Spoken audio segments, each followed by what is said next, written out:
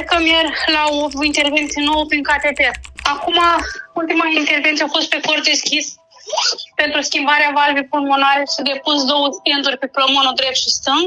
Din păcate, încă nu circulă sânge, nu sunt dezvoltate vasele pulmonare suficient și speră ei că acum când ne ducem să fie mai dezvoltate, să-i facă un cateter, deci ca să-i dilateze vasele pulmonare.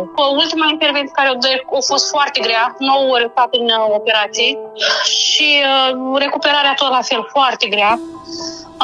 El și-a revenit, cred că noi ne-am operat pe 29 noiembrie și-a revenit așa cam după sărbători, iarnă, după Sfântul Ion, a început să mănânce mai bine, să fie mai puternic. Deci pe cor deschis a fost 5 și cu tot cateterea ar fi a 7-a intervenție, a 7-a oară internați în Viena.